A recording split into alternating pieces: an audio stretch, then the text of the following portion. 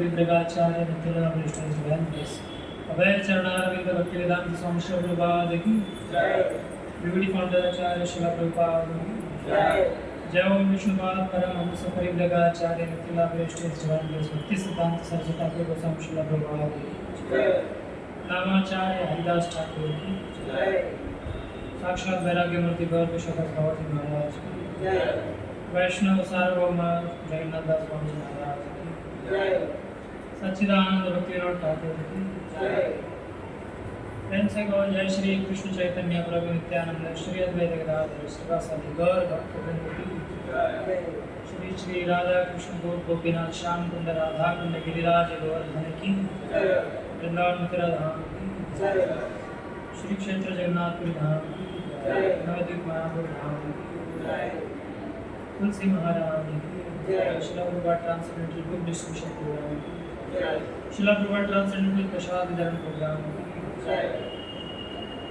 all goes to assemble devotees Hare Krishna all goes to assemble devotees Hare Krishna all goes to assemble devotees Hare Krishna all goes to Shri Guru Maharaj all goes to Shila Prabhupada की जय।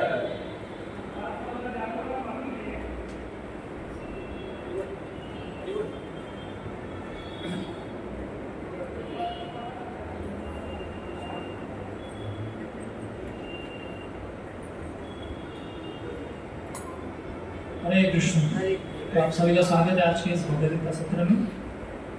तो आज हम चर्चा करेंगे तीसरे अध्याय से श्लोक संख्या 9 के ऊपर। ओम नमो भगवते वासुदेवाय ओम नमो भगवते वासुदेवाय ओम नमो भगवते वासुदेवाय ओम नमो भगवते वासुदेवाय ओम नमो भगवते वासुदेवाय ओम नमो भगवते वासुदेवाय नारायणं नमस्कृत्य नरं चैव नरोत्तमं सरस्वतीं व्यासं ततो जयमुदीरये नष्टप्रायेषु भद्रेषु नित्यं भागवतसेवया भगवती भगवती नष्टिति कृष्णाय वासुदेवाय देवकी गोपकुमाराय गोविन्दाय नमो नमः। बर्हावृङ्गडवरवपुः कर्णयो कर्णिकारवासः कनककविसंवैजयन्तीं च मालं रन्ध्रान्वेणोरधरसुतया पुरयन् वृन्दारण्यं सपदरमणं प्राप्स्यद्गीतिकीर्ति अहं हरिदोपादै गुरुदासानुदासो कवितास्मि स्मरेतासुपतेर्गुणांसे गुणीतवाक्कर्म करोतु भूते महद्वीर्यं मा पुरो विभू निर्मायसेते यदंशुकृष्णः भुङ्क्ते गुणान् षोडश षोडशात्मकः सोऽलं प्रशिष्टा भगवान् वचांसि। हरे कृष्ण। तो श्लोक मेरे पीछे दोहराइए। यज्ञार्थात् कर्मण्यन्यत्र यज्ञार्थात् कर्मण्यन्यत्र ये पढ़ रहे लोग कर्मयोग से। अध्याय तीसरा कर्मयोग। लोकोऽयं कर्मबन्धनः लोकोऽयं कर्मबन्धनः तदर्थं कर्म कौन्तेय तदर्थं कर्म कौन्तेय मुक्तसंगः समाचर मुक्तसंगः समाचर। अनुवाद तात्पर्य श्लोक इसका शब्दार्थ देखेंगे। यज्ञ अर्थात एकमात्र यज्ञ विष्णु के लिए किया गया। कर्मण कर्म की अपेक्षा अन्यत्र अन्यथा लोक संसार अयम यह कर्म बंधन कर्म के कारण बंधन तत् उस अर्थम के लिए कर्म कर्म कौनते यह एक पुत्र मुक्त संग संग फलाकांक्षा से मुक्त समाचार बलिभवती आचरण करेगा। अनुवाद तात्पर्य श्रील प्रभुपाद द्वारा श्रील प्रभुपाद। श्री विष्णु के लिए यज्ञ रूप में कर्म करना चाहिए, अन्यथा कर्म के द्वारा इस भौतिक जगत में बंधन उत्पन्न होता है। अतः हे कुंती पुत्र, उनकी प्रसन्नता के लिए अपने नियत कर्म करो। इस तरह तुम बंधन से सदा मुक्त रहोगे। तात्पर्य, क्योंकि मनुष्य को शरीर के निर्वाह के लिए भी कर्म करना होता है, अतः विशिष्ट सामाजिक स्थिति तथा गुणों को ध्यान में रखकर नियत कर्म इस तरह बनाए गए हैं कि उस उद्देश्य की पूर्ति हो सके। यज्ञ का अर्थ भगवान विष्णु है। सारे यज्ञ भगवान विष्णु की प्रसन्नता के लिए। वेदों का आदेश है यज्ञो वै विष्णु। दूसरे शब्दों में, चाहे कोई निर्दिष्ट यज्ञ संपन्न करे या प्रत्यक्ष रूप से भगवान विष्णु की सेवा करे, दोनों से एक ही प्रयोजन सिद्ध होता है। अतः जैसा कि श्लोक में संस्तुत किया गया है, कृष्ण भावना को यज्ञ ही है। वर्णाश्रम धर्म का भी उद्देश्य भगवान विष्णु को प्रसन्न करना है। वर्णाश्रम चार वेदा पुरुषेण पराकुमार विष्णु राधा नान्य तत्व विष्णु पुराण 3:8। अतः भगवान विष्णु की प्रसन्नता के लिए कर्म करना चाहिए। इस जगत में किया जाने वाला अन्य कोई कर्म बंधन का कारण होगा, क्योंकि अच्छे तथा बुरे कर्मों के फल होते हैं और कोई भी कर्म करने वालों को बांध लेता है। अतः कृष्ण या विष्णु को प्रसन्न करने के लिए कृष्ण भावना में भी होना होगा, और जब कोई ऐसा कर्म करता है तो वह मुक्त दशा को प्राप्त करता है। यही महान कर्म कौशल है, और प्रारंभ में इस विधि में अत्यंत कुशल मार्गदर्शन की आवश्यकता होती है। अतः भगवद भक्त के निर्देशन में या साक्षात भगवान कृष्ण के प्रत्यक्ष आदेश के अंतर्गत जिनके अधीन अर्जुन को कर्म करने का अवसर मिला था, मनुष्य को परिश्रम पूर्वक कर्म करना चाहिए। इंद्रिय वृत्ति के लिए कुछ भी नहीं किया जाना चाहिए, किंतु हर कार्य कृष्ण की प्रसन्नता या तुष्टि के लिए होना चाहिए। इस विधि से न केवल कर्म के बंधन से बचा जा सकता है, अभी तो इससे मनुष्य को क्रमशः भगवान की वह प्रेमा भक्ति प्राप्त हो सकेगी जो भगवत धाम को ले जाने वाली है।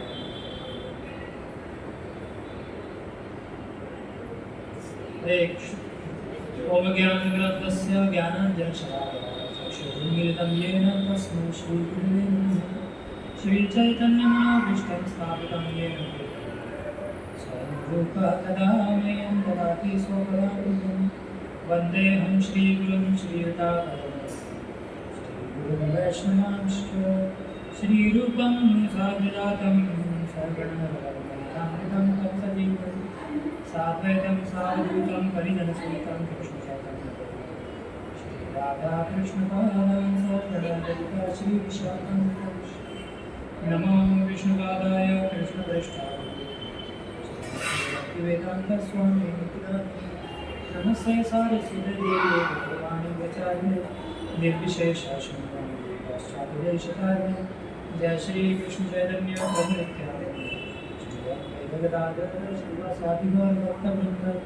हरे कृष्ण कृष्ण कृष्ण हरे राम राम राम हरे हरे।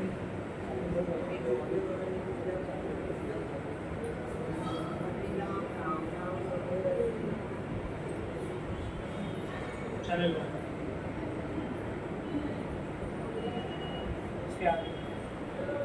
हरे कृष्ण हरि बोल। आप सभी का स्वागत है फिर से आज के भगवद्गीता कक्षा में। तो आज का जो अध्याय है इसका नाम है, क्या नाम है? कर्मयोग।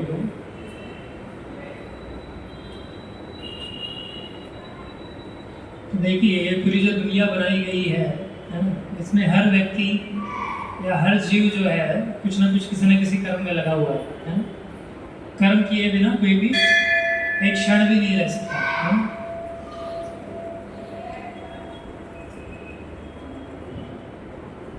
नहीं कश्चित क्षण अभी जातु तिष्ठति अकर्मण्य। मतलब भगवान बोलते हैं एक क्षण भी कोई भी जीव जो है कर्म किए बिना नहीं रह सकता है ना? और ये कर्म जब से हमने जन्म लिया है तब से हम कोई ना कुछ कर्म करते रहते हैं है ना? कोई व्यक्ति ऐसा नहीं बोल सकता कि मैं कर्म करना बिल्कुल छोड़ दूंगा है ना? क्योंकि सांस लेना भी एक कर्म है ना, ये भी कर्म है। और जो भी हम कर्म करते हैं,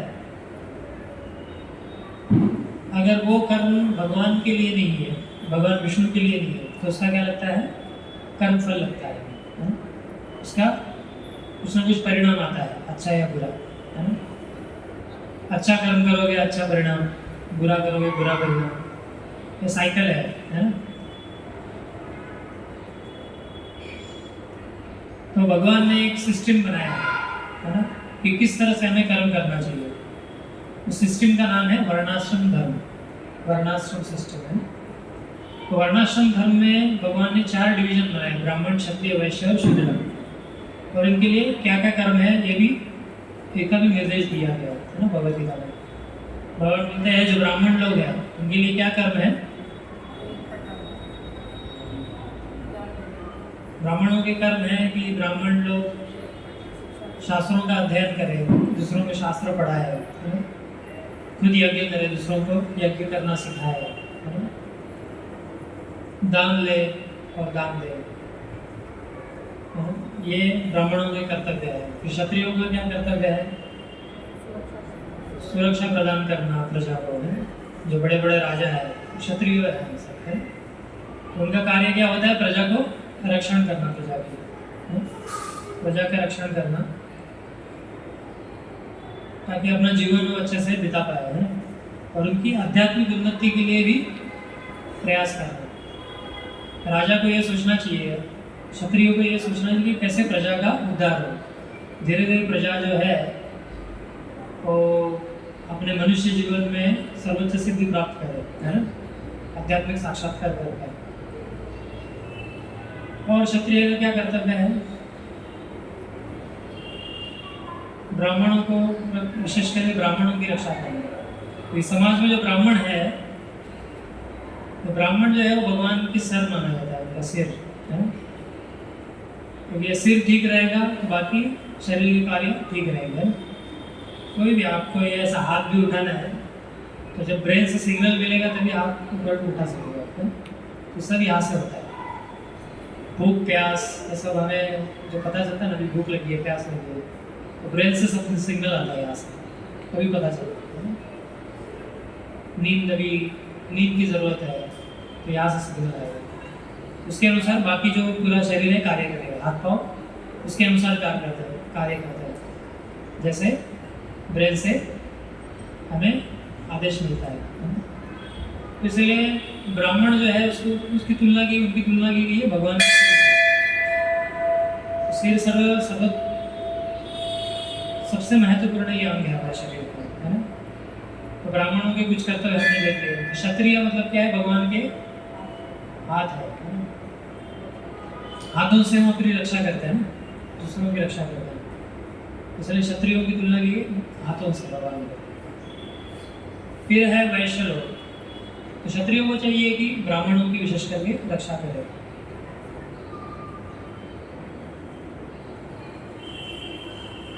उसके बाद है वैश्य लोग।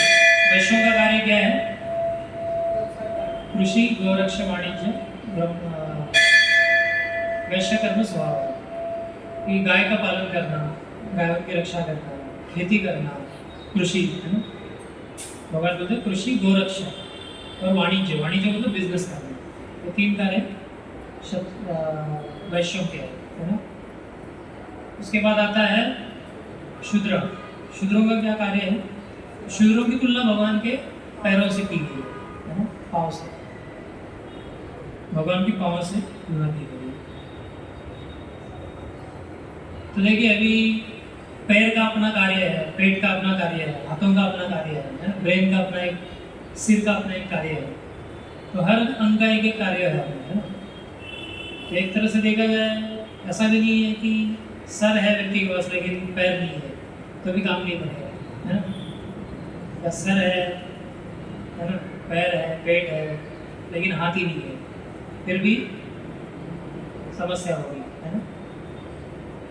लेकिन अगर सर ही काट दिया जाए तो कुछ काम का नहीं है। अगर पेट हो, है ना, आपके पैर भी है, आपके हाथ भी है, लेकिन अगर सर ही नहीं है तो व्यक्ति मर जाएगा। इसलिए ब्राह्मणों का विशेष महत्व है। लेकिन इसका मतलब ये नहीं कि बाकी लोगों का महत्व नहीं है ना। तो बहुत लोग गीता में जो वर्णाश्रम धर्म बताया गया है, क्योंकि भगवान बताया मैंने इसकी निर्मित की है ना? भगवान ने इसको बनाया है वर्णाश्रम को। वर्णाश्रम में 4 होता सॉरी भगवान बोलते हैं चातुर्वर्ण्य मया सृष्टम गुण कर्म विभाग, तो मैंने ही ये 4 वर्ण और 4 आश्रम बनाए। तो भगवान ने बनाई हुई कोई भी चीज़ गलत नहीं हो सकती है ना, तो परफेक्ट ही है। लेकिन कुछ लोग अज्ञानी लोग हैं समाज में जो बोलते हैं कि भगवान ने जो शूद्रों की तुलना है वो पैरों से की गई है, अपने पैरों से की है। ये कोई छोटा स्थान नहीं है, पैरों का भी अपना महत्व है। भगवान के गुण और कर्मों के अनुसार है। ऐसा नहीं कि कोई व्यक्ति निम्न जाति में पैदा हो गया है इसलिए वो शूद्र बन गया, ऐसा नहीं। उसके गुण और कार्यों के अनुसार ये तय किया जाता है। उस बात को समझना बहुत जरूरी है। तो ये 4 वर्णों के हमने कार्य देख लिए। फिर 4 आश्रम है। 4 आश्रम में पहला है ब्रह्मचर्य आश्रम, है ना। जब छोटे बच्चे को गुरु के आश्रम में भेजा जाता है तो गुरु की सेवा करता है ना? वो सीखता है कि इंद्रिय वृत्ति से कैसे दूर रहे, इंद्रियों को कैसे नियंत्रण में लाए, वेदों का अध्ययन सीखता है ना? गुरु की सेवा सीखता है। तो ये ब्रह्मचर्य का कार्य है। फिर होता है गृहस्थाश्रम है। गृहस्थाश्रम में व्यक्ति किस तरह से अपने कार्य करता है, अपनी गृहस्थी जी कि उससे वो फंसेगा नहीं कर्म बंधन में। इस तरह से कार्य करेंगे और उसके लिए मोक्ष का जो मार्ग है वो खुला हो जाए, है ना। 4 पुरुषार्थ है, क्या है? धर्म, अर्थ, काम और मोक्ष। तो गृहस्थ को इन 4 फेज से जाना होता है ना? उनको धर्म करना चाहिए। धर्म से क्या होगा? अर्थ आएगा, पैसा आएगा। धर्म मतलब यज्ञ करने चाहिए, अलग अलग देवताओं के प्रसन्नता के लिए, भगवान विष्णु के प्रसन्नता के लिए। और फिर उससे अर्थ आएगा, पैसा आएगा, संपत्ति आएगी, है। फिर क्या है? काम की पूर्ति करेगा वो, है ना। जो भी उसकी इच्छा है होती, पैसा होगा तभी तो इच्छा पूरी होगी। तो गृहस्थ ये 3 चीज़ें करता है। आज को जो गृहस्थ है वो धर्म नहीं करता है, सिर्फ क्या? पैसा कमाते हैं। अर्थ गधे जैसी मेहनत करने का अर्थ है पैसा कमाते हैं। एक्चुअली पैसा जो है या संपत्ति है, धन जो है, ये धर्म करके उसको कमाना चाहिए। धर्म का पालन करके, मतलब यज्ञ करके, देवी देवताओं को खुश करके, या भगवान विष्णु को प्रसन्न करके। लेकिन आजकल ये ज्ञान न होने के कारण लोग क्या करते हैं? गधे जैसी मेहनत करके पैसा कमाते हैं। तो देखिए एक्चुअली आज का जो मानव समाज है और जो पहले असुर थे, है ना, रावण, कंस, ये असुरों से भी गया गुजरा है। क्योंकि वो लोग एटलीस्ट जानते थे कि स्वर्ग जैसी कोई चीज़ है ना। इसलिए तो रावण सीढ़ी बढ़ाना चाहता ना स्वर्ग तक। और वो लोग भी यज्ञ करते थे। हिरण्यकशिपु जो सबसे बड़ा असुर था, वो भी तपस्या किया करता था, क्योंकि उसको पता था कि मुझे अगर अमर बनना है तो मुझे तपस्या करनी होगी, है ना। लेकिन आज लोग तो हिरण्यकशिपु से भी क्या है? गए गुजरे हैं। रावण से भी गए गुजरे हैं। तो पता ही नहीं है कि तपस्या करनी होती है, यज्ञ करने होते हैं, सुखी होती है। वो तो गधे जैसे लगे हुए हैं बस पैसा कमाने में। पैसा आने के बाद फिर क्या? काम, है ना, इच्छाओं की पूर्ति। जैसे आज भी समाज में अगर कोई व्यक्ति शादी करना चाहता है, पहले देखते हैं उसका घर है कि नहीं, है ना, कितना कमाता है पैसा, कैसा जॉब है उसका। तो पहला आता है अर्थ, फिर काम, फिर उसके कामनाओं की पूर्ति होती है ना। उसके बाद है मोक्ष। जो व्यक्ति गृहस्थ आश्रम में रहा, है ना, पैसा कमा लिया, अपनी कामनाओं की पूर्ति कर ली, शादी कर ली, बच्चे हो गए, सब जितनी इच्छाएं थी, भौतिक इच्छाएं पूरी कर ली उसने। तो ये कब तक करना है? 25 साल से 50 साल तक, 25 साल के लिए। लेकिन उसके लिए उसके बाद उसको सोचना चाहिए कैसे मैं मोक्ष के प्रति, मोक्ष के दिशा में अपना जो सफर है वो शुरू करूँ, है ना। मोक्ष के दिशा में मुझे यात्रा अपनी शुरू करनी चाहिए, ये सोचना चाहिए। उसको बोलते हैं फिर वर्णाश्रम, सॉरी उसको बोलते हैं वानप्रस्थ, है ना, जो तीसरी अवस्था है। समझ में आपको? गृहस्थ क्या करता है?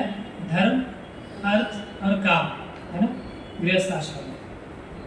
उसके बाद 50 के बाद उसको कहाँ पे जाना चाहिए? वानप्रस्थ, है ना। वानप्रस्थ आश्रम मतलब क्या होता है? उसको घर गृहस्थी छोड़ के जंगल में जाके तपस्या में, यज्ञों में, है ना, इन सब चीज़ों में लगना चाहिए, ताकि मनुष्य जीवन जिसके लिए मिला है ना, भगवत प्राप्ति के लिए वो हो जाए, है ना। उसको बोलते हैं वानप्रस्थ। वान वान मतलब वन, वन वन वन मतलब जंगल। प्रस्थ, प्रस्थ मतलब प्रस्थान करना, वन की तरफ प्रस्थान करना चाहिए उसको। ये नहीं कि 50 साल के बाद भी घर में बैठा है ना, ये नहीं होना चाहिए। ये हो गया वानप्रस्थ, तीसरा आश्रम। और बाद में चौथा आश्रम कौन सा है? संन्यास, है ना। जब वो वानप्रस्थ में अच्छी तरह से अपने कार्यों को करेगा और उसमें और वैराग्य आ जाएगा, तो फिर वो संन्यास ले सकता है ना? जैसे आप देखोगे कि पहले लोग जब बूढ़े हो जाते थे, 50-60 साल के हो जाते थे, तो बोलते थे ना, छोड़ो घर द्वार चलो हरिद्वार, है ना।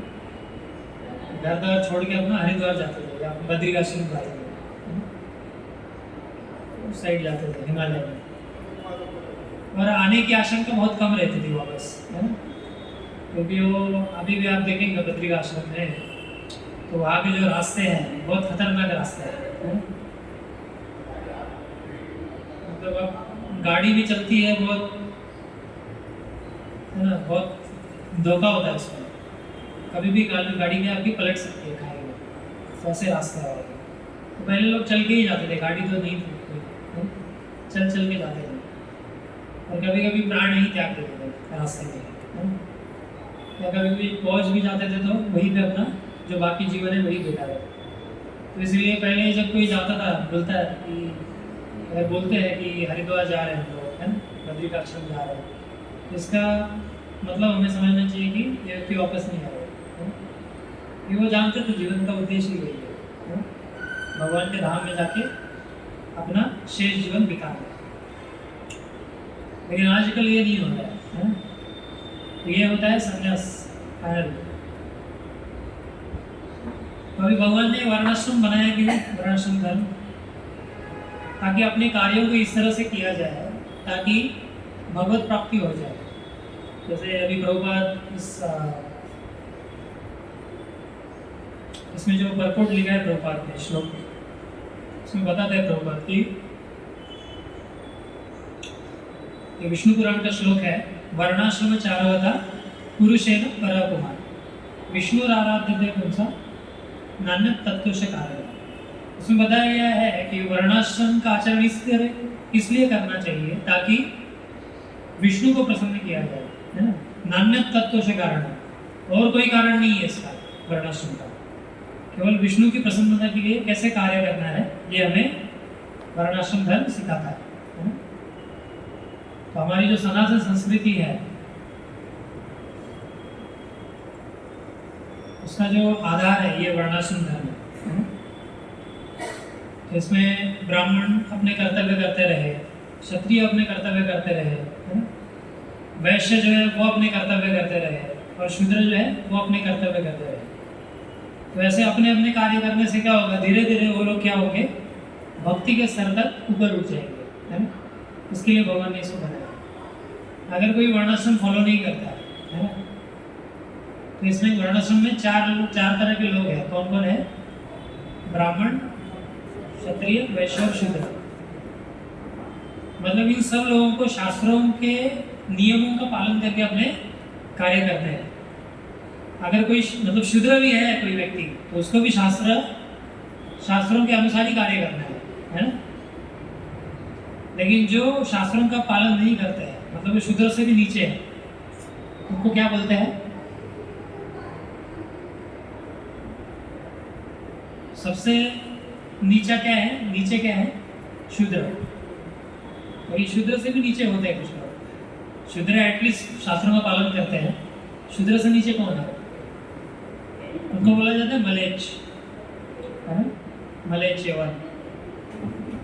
तो ये मलेच्छ यवन क्या होते हैं? ये शास्त्रों के नियमों का पालन नहीं करते, कुछ भी खाएंगे, कुछ भी करेंगे, है ना? शूद्र एटलीस्ट पालन करते हैं, है ना?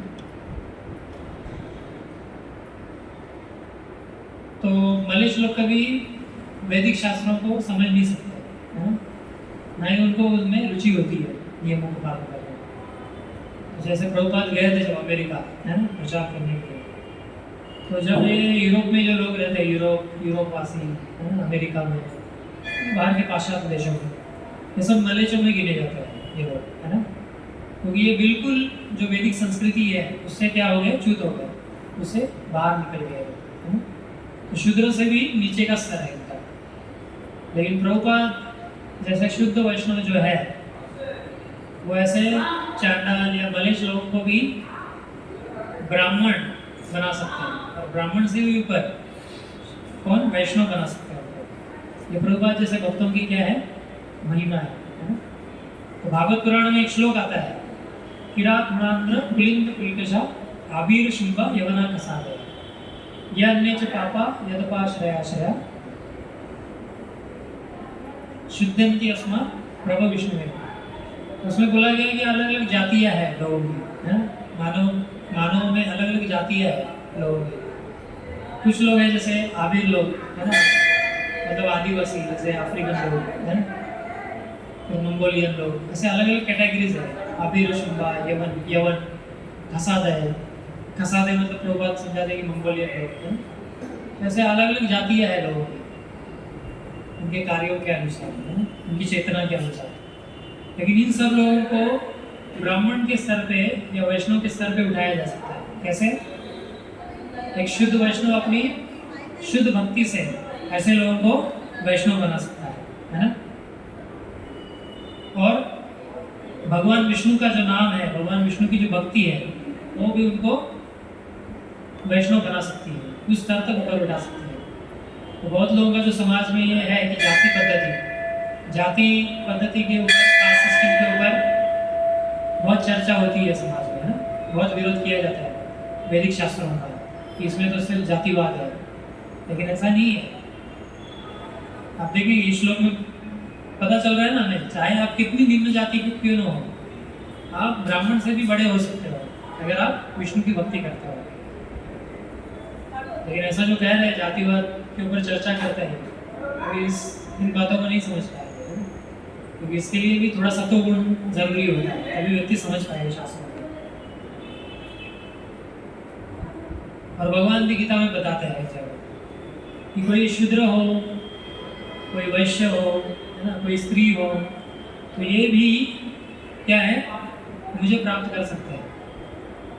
भगवान का जो परम पद है ना? भगवान के जो गुण हैं उनमें भी आ सकते हैं उन व्यक्तियों को। भगवान कहते हैं स्त्रियों वैशास्त्रता शूद्रस ते अपि यान्ति परम गति। शूद्र हो, वैश्य हो, स्त्रिया हो, उनको भी परम गति प्राप्त हो सकती है, वो भी मेरे भगवत धाम में, मेरे धाम में वापस आ सकते हैं। तो जातिवाद कहीं नहीं है। वो तो इन लोगों ने वो गलत फहमी भी हो गई है कि जातिवाद गीता है भगवत गीता है वैदिक शास्त्र में, लेकिन ऐसा बिल्कुल नहीं है। हमने देखा स्वयं भगवान बोल रहे हैं, भागवत में श्री व्यासदेव बोल रहे हैं, और स्वयं व्यासदेव भी जो भगवान के अवतार है, वो भी क्या थे? वो भी एक फिशरमैन, मछुआरे लोग रहते हैं तो मच्छी मारते हैं, उनके ही वो उनके बेटे थे।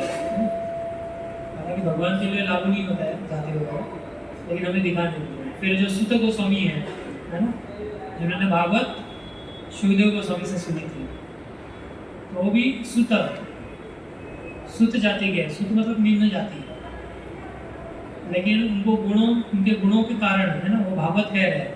88,000 ऋषियों के सामने वो भागवत कह रहे हैं। अभी ये ऋषि बड़े बड़े ब्राह्मण हैं, है ना, ब्राह्मणों के सामने एक सुत व्यक्ति ये बता रहे हैं सब। तो सुत मतलब ऐसा नहीं कि वो जाति से जाति से भले ही सूत हो, लेकिन वो अपने गुणों से क्या थे? ब्राह्मण थे, या ब्राह्मण से भी श्रेष्ठ थे, है ना? इसलिए तो इतने सारे ऋषि इनसे सुन रहे हैं। तो हमें ये समझना चाहिए बात, है ना? तो बिल्कुल हमारे वैदिक शास्त्रों में जातिवाद नहीं है, किसी के खिलाफ कभी भेदभाव नहीं किया गया जाति के आधार पर। तो अभी श्लोक पे आएंगे तो हमने भी देखा कि कैसे वर्णाश्रम धर्म को इस तरह से बनाया गया है ताकि धीरे धीरे व्यक्ति भक्त बन सके, है ना? कोई शूद्र व्यक्ति भी है वो थोड़ा ब्राह्मण की सेवा करेगा, क्षत्रिय की सेवा करेगा, वैश्य की सेवा करेगा, तो धीरे धीरे धीरे वो भी ब्राह्मण बन जाएगा, है ना? ब्राह्मण मतलब क्या है? ब्रह्म जानाति इति ब्राह्मण, जो भगवान को जानता है वही ब्राह्मण, है ना? तो ये शूद्र भी ब्राह्मण के स्तर पे आएगा, वो भी भक्ति कर सकता है, वो भी, उसको भी भक्त बनाने का प्लान है हमारे वर्णाश्रम धर्म में, है ना? लेकिन हम देखते हैं कि जैसे इस्कॉन में, अभी इस्कॉन जो संस्था है, तो आज की जो चर्चा है, हमने थोड़ा चर्चा का हमारा महत्वपूर्ण जो भाग है वर्णाश्रम के ऊपर है ना? मैं इस पे चर्चा करना चाहता था, श्लोक में वो आ रहा है, इसलिए उसको आगे बढ़ाया।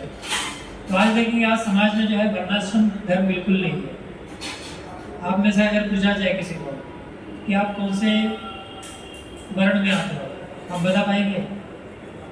आप ब्राह्मण हो, वैश्य हो, शूद्र हो या क्षत्रिय हो, हम नहीं बता पाएंगे। पहले क्या होता था, जब बच्चे को, है ना, 5 साल के बच्चे को जब गुरु के आश्रम में भेजा जाता है ब्रह्मचारी ट्रेनिंग के लिए, तो गुरु उसको ऑब्जर्व करते थे, उसको ट्रेनिंग देते थे, ऑब्जर्व करते थे 25 साल तक, और गुरु देखते थे कि इस बच्चे का जो झुकाव है ना, झुकाव किस तरफ है, उसको लड़ना इसके लिए स्वाभाविक है, या ये शास्त्रों को पढ़ने में अच्छा है ना, या शास्त्रों को पढ़ाने में अच्छा है ना? या ये थोड़ा इसकी खेती बाड़ी करने में ज़्यादा रुचि है, गौओं का पालन करने में ज़्यादा रुचि है, बिजनेस में इसका माइंड अच्छा चलता है। जैसे हमारे भारत में हमारे गुजराती भाई है ना, उनका बिजनेस में बहुत अच्छा माइंड चलता है, बिजनेस मैन। तो ये वैश्य कम्युनिटी है ना, तो अपने आप मतलब वो जन्म से ही होता है उनका, ऐसे नहीं कोई विशेष ट्रेनिंग देनी पड़ती है, वो जन्म से ही उनका दिमाग उसमें चलेगा, पैसा कमाने में, बिजनेस करने में, है ना? तो ये वैश्य जाति है ना?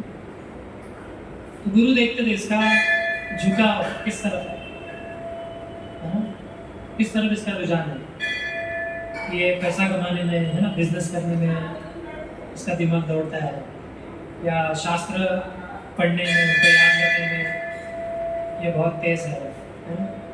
या फिर ये लड़ने में तेज है, तो क्षत्रिय का स्वभाव है, या फिर ये कोई ऐसा लीडरशिप का कार्य नहीं कर सकता, लेकिन ये दूसरों को मदद करने में, है ना, बाकी जो कार्य है वो करने में, दूसरों को हेल्प करने में, है, ये बहुत अच्छा है उसमें, तो शूद्र हो गए। तो गुरु उसको परखते थे कि शिष्य का किस तरफ झुकाव है, उसके अनुसार उसको ट्रेनिंग देते थे, फिर उसके हिसाब से डिसाइड होता था कि ये क्षत्रिय है, ब्राह्मण है, वैश्य है, शूद्र है।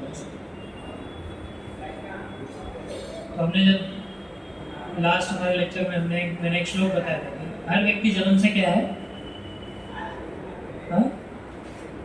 जन्म से शूद्र है, फिर उसको संस्कार जब दिए जाते हैं, ट्रेनिंग, तो उसके बाद वो ब्राह्मण बनता है। तो कोई व्यक्ति अगर ब्राह्मण परिवार में जन्मा है तो क्या वो ब्राह्मण हो गया? क्यों नहीं? उसके कर्म और उसके जो गुण हैं वो ब्राह्मण के होने चाहिए। अगर नहीं हो गया तो उसको बोला जाता है द्विज बंधु।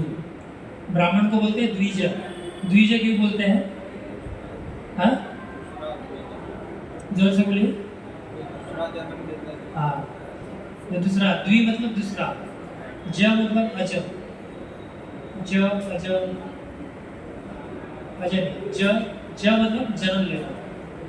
ब्रह्मा जी का नाम है अज। अज मतलब वो जन्म नहीं लेता, भगवान के नाभि से प्रकट होता है, इसलिए उनको अज, या भगवान को भी अज बोला जाता है क्योंकि भगवान भी जन्म नहीं लेता। तो द्विज मतलब जो 2 बार जन्म लेता है। पहली बार किससे लेता है जन्म? हाँ, माँ बाप से जन्म लेता है। और दूसरी बार गुरु पिता और माता। माता कौन है? वैदिक ज्ञान जो है, वैदिक शास्त्र, इनको माता बोला गया। समझ में आया? पहली बार जन्म लेता है माता पिता से, दूसरी बार लेता है गुरु, आध्यात्मिक गुरु जो पिता के समान होता है ना, आध्यात्मिक पिता। और दूसरे है वैदिक ज्ञान, जिसको माता के समान माना गया है ना। तो इस तरह से द्विज अक्षर होते हैं। लेकिन अगर कोई ब्राह्मण परिवार में जन्म लिया है लेकिन ब्राह्मणों जैसा उसका बर्ताव नहीं है, तो उसको क्या बोलते हैं? द्विज बंधु। है समझ में? क्या है द्विज बंधु? मतलब ब्राह्मणों जैसा इसका व्यवहार नहीं है। तो वेद व्यास जी ने भागवत के पहले स्कंद में वेद व्यास जी लिखते हैं कि उन्होंने ये जो महाभारत लिखा, ये महाभारत किसके लिए लिखा? 3 प्रकार के लोगों के लिए लिखा। स्त्रियां ज़्यादा फिलोसफी को समझ नहीं सकती, वैदिक शास्त्र इत्यादि। फिर है द्विज बंधु, मतलब जो ब्राह्मण परिवार में जन्मे हैं लेकिन ब्राह्मणों के गुण और कर्म नहीं है, तो ऐसे लोगों के लिए महाभारत है। और शूद्र लोग, ये शूद्र लोगों को अलाउड नहीं है वैदिक शास्त्र पढ़ना, क्योंकि वो समझ ही नहीं सकते उसको। तो इसीलिए ये 3 कैटेगरी के लोगों के लिए वैदिक शास्त्र नहीं है। लेकिन इनको भी वेदों का ज्ञान मिले, इसलिए व्यासदेव ने क्या किया? महाभारत की रचना की, महाभारत लिखा, ताकि इनको भी, क्योंकि महाभारत में क्या है जो वैदिक शास्त्रों में लिखा है वही है। लेकिन ये बात अलग है कि आजकल के लोग महाभारत को भी गलत तरीके से ले लेते हैं। वो एक एंटरटेनमेंट का एक जरिया है उनके लिए, है ना।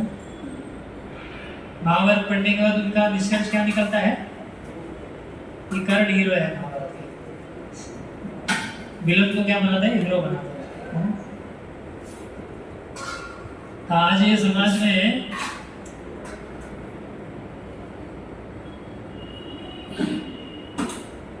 ये अज्ञानता की पराकाष्ठा है ना, कि एक विलन को हीरो बना रहे, हीरो को विलन बना रहे। रावण उनके लिए हीरो है और भगवान राम क्या है? विलन है ना। भगवान राम, भगवान कृष्ण, ये इनके लिए विलन है। उनके लिए हीरो कौन है? रावण, कर्ण। तो आज ये समाज की स्थिति है। मतलब व्यासदेव ने बनाया था महाभारत इनके लिए, शूद्रों के लिए, मतलब जो वैदिक शास्त्र समझ नहीं सकते, या एटलीस्ट इसको समझे वो, है ना। लेकिन आज के लोग इतने गए गुजरे हैं कि शूद्र से भी नीचे है, महाभारत भी नहीं समझ पा रहे, है ना। ये स्थिति है।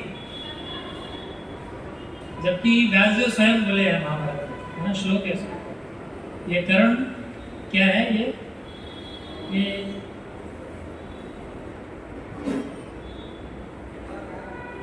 अधर्म के जो 4 शाखा है उसमें से एक है कर्ण।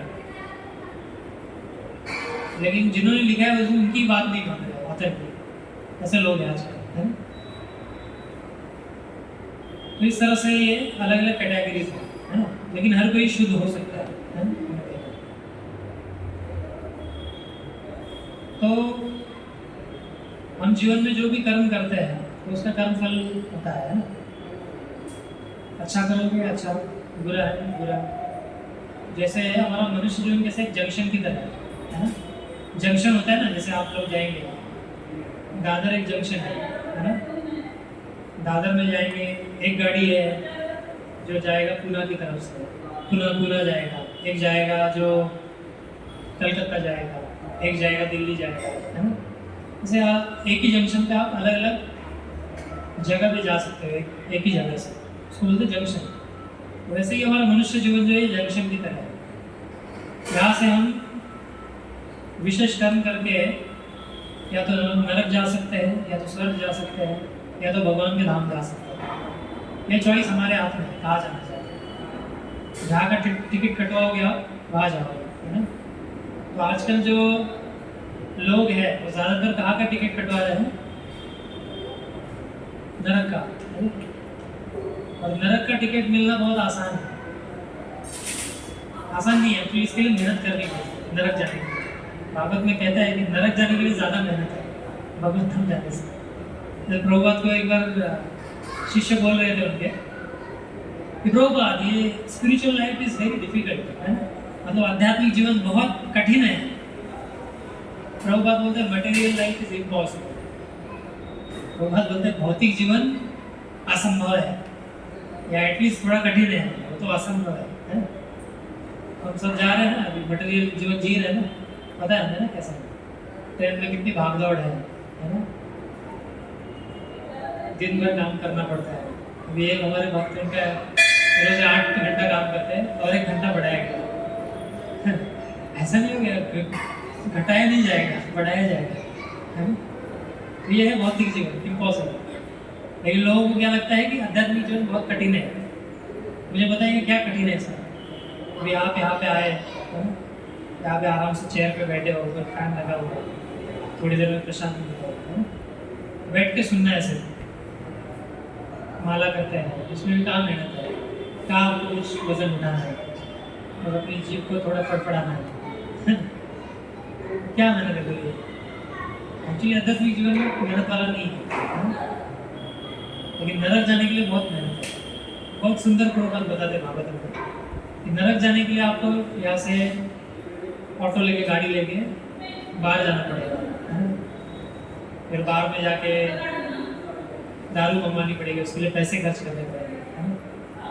तो दारू पीने के बाद आपकी हालत खराब हो जाएगी, लड़खड़ा होगा, है ना। फिर आपको संभालने के लिए व्यक्ति चाहिए, फिर घर आओगे, फिर घर में आपके माँ बाप जो भी अगर आपको पकड़ लेंगे तो आपसे पूछेंगे जवाब, है ना। फिर उसके बाद दारू पीने के बाद लीवर खराब होगा, ये सब कितना सारा कष्ट है। मतलब नरक जाने के लिए बहुत मेहनत है ना? बहुत कुछ करना पड़ता है। लेकिन ऐसा भगवान के धाम जाने के लिए बहुत सिंपल है ना, बस प्रसाद खाना है, अच्छा अच्छा, है ना। सात्विक सात्विक और प्रसाद तो सात्विक से भी आगे है। प्रसाद खाना है, भगवान का नाम लेना है, गीता भागवत पढ़ना है, कुछ नहीं है इसमें। लेकिन हमें क्या लगता है बहुत कठिन है, इसलिए लोगों को सत्संग में आने के लिए, प्रवचन आने के लिए ऐसा लगता है बहुत सारा कष्ट है इसमें। क्या कष्ट है? कुछ कष्ट नहीं है इसमें, क्योंकि समझ नहीं पाते हो, है ना। जो व्यक्ति अज्ञान में है, तमोगुण रजोगुण में है, वो समझ नहीं पाता चीज़ों को,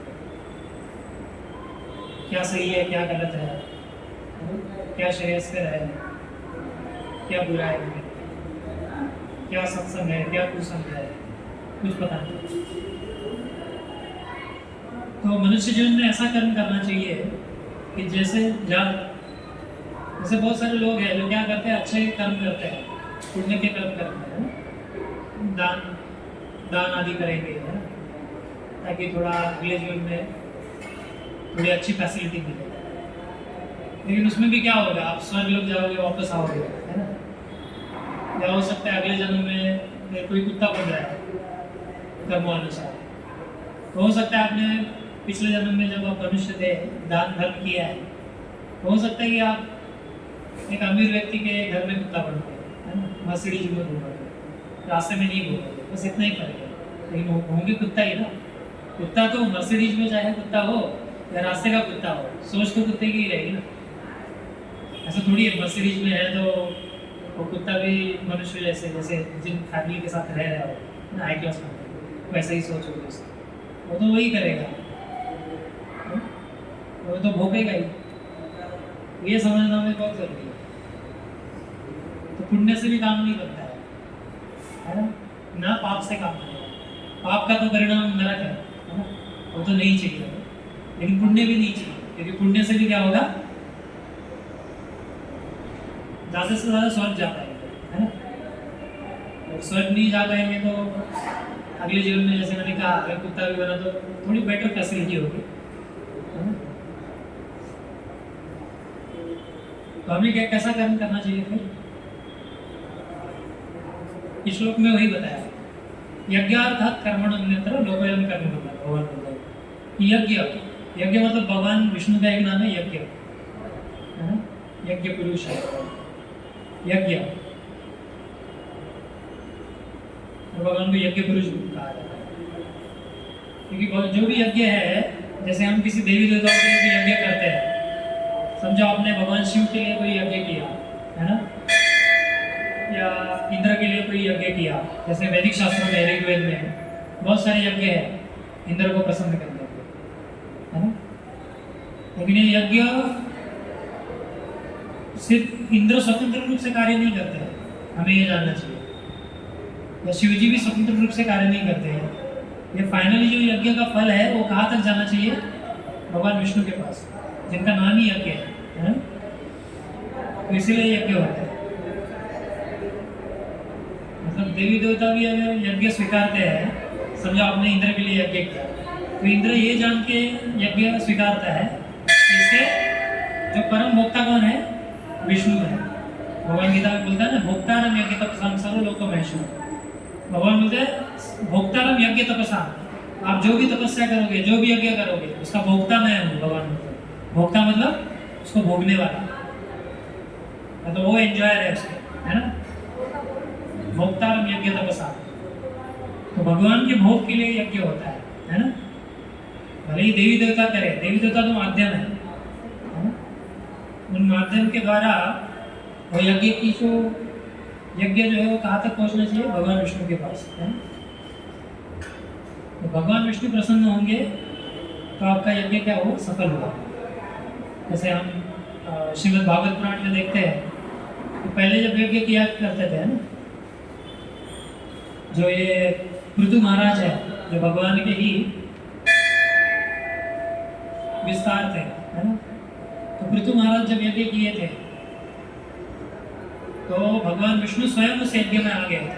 तो प्रभुपाद लिखते हैं एक परपोर्ट में कि पहले जब राजा, बड़े बड़े राजा यज्ञ किया करते थे तो सभी देवी देवता जो है, विष्णु, है ना, भगवान शिव, ये सब वहाँ पे प्रकट होते थे उस जगह पे जहाँ भी यज्ञ हुआ है। जब वो प्रकट हो जाएगी तो ये मान लिया जाता है कि यज्ञ सफल हुआ है ना। लेकिन आजकल ऐसे प्रकट नहीं होते कलयुग में। कलयुग में देवी देवता ऐसे ही प्रकट नहीं होता, है ना, क्योंकि ये है कलयुग, है ना। लेकिन पहले के युगों में, जैसे त्रेता युग में, द्वापर में या सत्य युग में, भगवान विष्णु उनके पार्षद प्रकट होते थे। हमने देखा कि जैसे भागवत पुराण में पृथु महाराज जब यज्ञ करते, भगवान विष्णु वहाँ प्रकट होते, गरुड़ पे आते हैं, तो ऐसे होता था। तो हमें ऐसा कर्म करना, हमें पुण्य करना है ना, हमें पाप करना है। हमें क्या करना है, भगवान विष्णु के लिए कर्म करना है, भगवान कृष्ण के लिए कर्म करना है, और उसको ही बोलते हैं यज्ञ। यज्ञ की जो ब्रॉड डेफिनेशन है ना, एक विस्तारित उसकी जो व्याख्या है वो क्या है कि भगवान के लिए किया गया कोई भी कार्य, उसको बोलते हैं यज्ञ। समझ में है? यज्ञ मतलब केवल ये नहीं कि आप एक यज्ञ कुंड बनाया, आपने उसमें घी डाल रहे हो, है ना, उसमें सब यज्ञ की सामग्री डाल रहे हो, आहुति, है ना, ये सिर्फ यज्ञ नहीं होता है।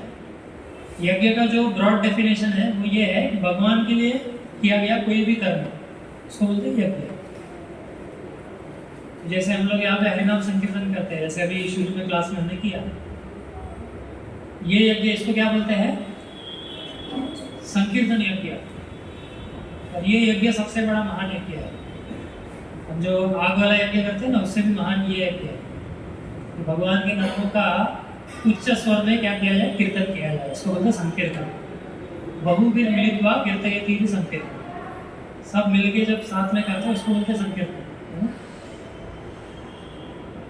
और ये भगवान को प्रसन्न करने के लिए सबसे बेहतरीन तरीका है भगवान के नामों का कीर्तन करना, सब मिलके, है ना, संकीर्तन, सबके साथ मिलके कीर्तन करना, ये सबसे बड़ा यज्ञ है। तो हम भगवान के लिए जो भी कर्म करते हैं उसका हमें ना तो अच्छा फल मिलता है ना तो बुरा, है। क्योंकि देखिए, जैसे मैंने बताया, बुरा कर्म करोगे आप नरक जाओगे, अच्छा करोगे स्वर्ग जाओगे, है ना। तो दोनों को भुगतने के लिए हमें वापस जन्म लेना पड़ता है। अगर अच्छा भी करोगे, समझो वापस पृथ्वी पे आप आ गए मनुष्य जीवन में, तो अभी अच्छा किया है तो उसको अच्छा भुगतने के लिए आपको वापस जन्म लेना पड़ेगा, या बुरा किया है उसके लिए भी वापस आना पड़ेगा, है ना? लेकिन आप अच्छा भी नहीं करो और बुरा भी नहीं करो तो फिर कहाँ जाओगे आप? हाँ? फिर जन्म होगा कि नहीं? नहीं होगा ना। जन्म क्यों होता है? क्योंकि पहले कर्म कुछ कर रखे हमने, है ना, अच्छे या बुरे, उसको भुगतने के लिए। जब अच्छा भी नहीं करोगे बुरा भी नहीं करोगे, पूरा नलीफाई हो गया, न्यूट्रल हो गया, तब कहाँ जाओगे? हाँ?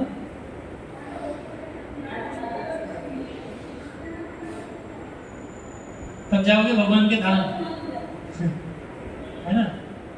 फिर ये कर्म बंधन से हम छूट जाएंगे। ये हमारा पूरा संसार चक्र में हम लोग घूम रहे हैं ना, मृत्यु जन्म मृत्यु जन्म मृत्यु, इससे हम बच जाएंगे, है ना? और भगवान के परम धाम वैकुंठ को प्राप्त करेंगे। इसलिए भगवान बोलते हैं कि जो भी कर्म करोगे कैसा करना चाहिए? मेरी प्रसन्नता के लिए, यज्ञार्थात् कर्मण्येवाधिकारस्ते। अगर भगवान के लिए नहीं करोगे तो क्या होगा? वो आपको कर्म बंधन में डाल देगा। हमारे जीवन में जो दुख आता है इसी कारण आता है, क्योंकि हमने ऐसे कर्म कर रखे हैं जो यज्ञ नहीं है, भगवान के लिए नहीं थे, इसलिए दुख मिलता है। जब भगवान के लिए करोगे तो उसका ना तो बुरा ना तो अच्छा है। भगवान के लिए कर्म करो, भगवान के धाम जाओगे, है ना? प्रभुपाद एग्जाम्पल देते थे, जैसे किसी को मारना, है ना, किसी की जान लेना, अच्छा करना है या बुरा करना? बुरा है कि अच्छा है? बुरा है ना। लेकिन ये कर्म भी अच्छा हो सकता है। कैसे? किस सिचुएशन में? हाँ? हाँ? जैसे अर्जुन ने किया। हाँ। अभी अर्जुन क्या सोच रहे थे?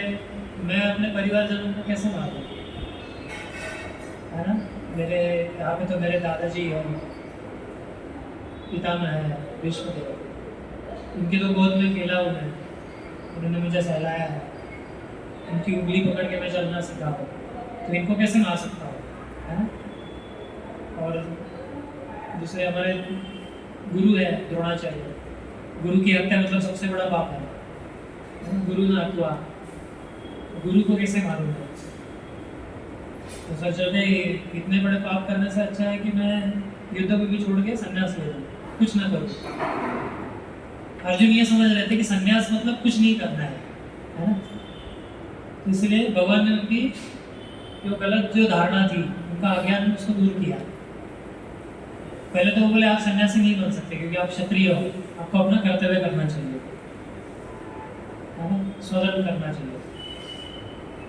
तो क्षत्रियों का अपना एक धर्म होता है ना? लड़ने का, रक्षण करने का। तो भगवान बोले आप उसको नहीं छोड़ सकते, लेकिन उससे भी महत्वपूर्ण है कि भगवान के लिए लड़ना, है ना? तो अर्जुन बोले थे मैं नहीं लड़ूंगा क्योंकि पाप लगेगा, है ना? 5 कारण दिए उन्होंने, तो बाद में हम लोग शनिवार को डिस्कस करेंगे। बोले मैं मारूंगा इनको, पाप लग जाएगा, है ना, नरक का भागी होना पड़ेगा। तो भगवान बोलते नहीं, आप नरक नहीं जाओगे। अभी अर्जुन यहाँ पे अपने लोगों को मार रहे हैं, अभी चलो दूसरों को मारना तो ठीक है, जैसे सोल्जर होता है ना बॉर्डर पे, तो क्या करते हैं, शत्रुओं को मारते हैं गोलियों से, लेकिन फिर भी उनका सम्मान होता है या उनको शिक्षा, उनको दंड दिया जाता है। क्या होता है आपके साथ? जब कोई सोल्जर बॉर्डर पे है, वो शत्रु को मारता है गोलियां, 1000 सैनिकों को मार दिया दुश्मनों को, उसको क्या होता है? उसका गौरव होता है, उसको दंडित किया जाता है। गौरव होता है ना सरकार द्वारा, क्यों होता है? अभी तो उसने मार दिया ना, और मारना तो बुरा है, हाँ? फिर गौरव क्यों हो रहा है? हाँ, देश के लिए किया उसने, सरकार के कहने पे किया, समझे? तो वैसे ही भगवान के लिए आप किसी को मारोगे, जैसे अर्जुन ने किया, तो पाप में नहीं गिना जाता उसको, ना तो पुण्य है, पुण्य से भी बढ़कर है ना? वो यज्ञ हो गया, समझ गए? यज्ञ मतलब ये नहीं कि अग्नि में आपने घी डाला, है ना, सब सामग्री डाली, अग्निकुंड बना के, सिर्फ ये नहीं होता है। यज्ञ मतलब किसी को मारना भी यज्ञ है, जैसे अर्जुन ने किया, लेकिन वो भगवान के कहने पे, भगवान के आदेश से, या भगवान के जो प्रतिनिधि है गुरु, उनके आदेश से होना चाहिए। क्योंकि कभी कोई व्यक्ति बोल सकता है ना, अभी अर्जुन ने भगवान के कहने में मार दिया, मैं भी मारूंगा, लेकिन उसको भगवान का आदेश नहीं है, है ना तो गुरु का आदेश है। सही बात है। तो ये समझना जरूरी है कि भगवान के आदेश से जो भी करोगे उसका पाप नहीं लगता है ना। तो इसलिए हमें चाहिए कि हम हमेशा भगवान के कार्यों में लगे रहें, ताकि ये कर्म फल का जो बंधन है, अभी आपको ये जीवन मिला है, आप इसमें कुछ कर्म करोगे, है ना, कुछ भी कर्म करोगे उसका रिएक्शन मिलेगा। बोला गया है ना, न्यूटन का लॉ है, every action has its equal and opposite reaction, है ना। उसका अपोजिट रिएक्शन मिलेगा इक्वल कर्म के अनुसार। तो कर्म के चंगुल से कोई बचा नहीं है। मनुष्यों की बात तो क्या है, यहाँ तक कि ब्रह्मा जी भी नहीं बचते इससे। एक छोटा सा कीड़ा होता है, इंद्रगोप बोलते हैं उसको, है ना। इंद्रगोप मतलब बहुत छोटा है, उससे लेके इंद्र तक, है ना, ये सब लोग इस कर्म बंधन में फंसे हुए हैं। अभी इंद्र और बाकी जो देवी देवता है वो भी कर्म में फंसे हुए हैं। उन्होंने इतने सारे अच्छे कर्म किए हैं कि उनको भुगतने के लिए उनको इंद्र बनाया गया है, स्वर्ग में है वो। और किसी ने इतने बुरे कर्म किए हैं कि वो एक छोटा सा कीड़ा बन गया है ना। तो हर कोई कर्म के इस बंधन में फंसा हुआ है। तो हमें नहीं चाहिए कि कभी ऊपर कभी नीचे, ये यात्रा नहीं करनी है। जैसे आप देखोगे मेला जब लगता है ना, तो कभी वो फेरिस व्हील होता है, देखा आपने, तो कभी कोई व्यक्ति ऊपर जाता है फिर नीचे आता है, ऊपर जाता है नीचे आता है। तो ये कर्म का जो खेल है ऐसे ही है। कभी हम अपने कर्म के कारण इंद्र बनते हैं, हम भी इंद्र बन चुके हैं, कभी कभी ब्रह्मा बन चुके हैं, कभी कभी हम कीड़ा बनते हैं, है ना। ये चालू है अलग योनियों में भ्रमण। तो अगर इससे छूटना है, इससे छूट के बाहर अगर निकलना है भगवान के नाम, तो क्या है, कर्म भगवान के लिए करना है ना। तो भगवान के लिए कर्म क्या है फिर, जैसे कोई अगर व्यक्ति काम कर रहा है, जॉब कर रहा है, तो वो कैसे अपने कर्म को भगवान से जोड़ सकता है, उसको कर्मयोग बोलते हैं। मतलब कर्म को भगवान के साथ जोड़ दिया। अगर भगवान के साथ नहीं जोड़ता है तो सिर्फ कर्म हो गया वो, है ना। कर्म को जोड़ दिया, मतलब जो भी कर्म करोगे भगवान के लिए करना है। जो भी कमाओगे तो उस धन का उपयोग भगवान का जो ये कार्य है, प्रचार का कार्य है, उसमें सहायता के लिए इस्तेमाल करना चाहिए उसको, है ना। या वैष्णवों को खिलाना पिलाना चाहिए, घर पे बुलाना चाहिए, उनको खिलाना पिलाना चाहिए, भगवान के प्रचार कार्य में मदद करनी चाहिए, है ना। या भगवान के लिए हो सके तो मंदिर बनाना चाहिए। इस तरह से हम अपने कर्म को क्या कर सकते हैं, भगवान से जोड़ सकते हैं, इसको कर्मयोग बोला जाता है। ठीक है। या तो अगर आपके पास पॉसिबल है तो आप पूरी तरह से भगवान की सेवा में जुड़ जाओ, है ना, पूरा अपना जीवन दे दो। बहुत सारे जीवन हमने माया को दे दी है ना। माया की तो सेवा करता है कई सारे जन्मों में, तो भगवान बोले केवल एक जीवन, ये जीवन दे दो मुझे, ये जीवन में उद्धार हो सकता है आपका। केवल एक जीवन, इतने सारे अनगिनत जीवन आपने जिए हैं जिसमें माया की सेवा की है लेकिन सुख नहीं मिला। एक जीवन भगवान को देखे, देखो सिर्फ एक जीवन, एक जीवन में ही ये सब को पार करके, कर्म फलों को पार करके आप भगवान तक जाओगे। किसको ये सौदा नहीं पसंद आएगा, है ना, कोई मूर्ख होगा, है ना। तो इन चीज़ों को समझना ज़रूरी है। तो भगवान के लिए कर्म किया जाना चाहिए, भगवान के नामों का जप, भगवान का संकीर्तन, फिर भगवान का प्रसाद खाना, है ना, भक्तों का संग करना, गीता भागवत पढ़ना, ये सब क्या हो गया, यज्ञ हो गया ये भगवान के कर्म। लेकिन सबसे बड़ा यज्ञ क्या है, संकीर्तन, है ना। बोला गया कली काले नाम रूपे कृष्ण अवतार, यह है सर्व जगत निस्तार। कि कलयुग में भगवान कृष्ण ने जन्म लिया है नाम संकीर्तन के रूप में, है ना। और इससे पूरे जग का निस्तार होगा, पूरे विश्व का निस्तार हो सकता है। निस्तार मतलब मुक्ति हो सकती है ना। इसलिए हमें चाहिए कि संकीर्तन यज्ञ में हम लोग जुड़े। ये कोई साधारण चीज़ नहीं है। सबसे बड़ी धर्म की जो विधि है ना, या आध्यात्मिकता की जो पराकाष्ठा है वो है भगवान के हरिनाम संकीर्तन का, भगवान का हरिनाम संकीर्तन है। नाम संकीर्तन यस्य सर्व पाप प्रनाशन, भगवान के नामों का संकीर्तन करने से सभी पाप नष्ट होते हैं, इसकी वजह से दुख पा रहे हैं हम लोग, है ना। तो इतना आसान है ये। तो हम लोग इस संडे को करने वाले हैं, जैसे करते हैं संडे को हम लोग संकीर्तन। तो आप सब आइए, इसमें क्लास में भी हम लोग थोड़ा सा करते हैं इसमें, और जब बाहर निकल के करते हैं और कृपा मिलती है उसको, है ना। तो एक तो होता है भगवान का नाम मन में लेना, ये भी अच्छा है, लेकिन उससे ज़्यादा फल मिलता है तो वो जोर से मुंह से बोलोगे हरे कृष्णा कृष्ण कृष्ण हरे हरे, हरे राम राम राम हरे। इससे ज़्यादा फायदा मिलता है। और अगर और जोर से करोगे, जोर से गाओगे, है ना, हरे कृष्ण कृष्ण कृष्ण हरे हरे, हरे राम राम राम हरे हरे, हरे कृष्ण कृष्ण हरे हरे, हरे राम राम हरे हरे, हरे कृष्ण कृष्ण कृष्ण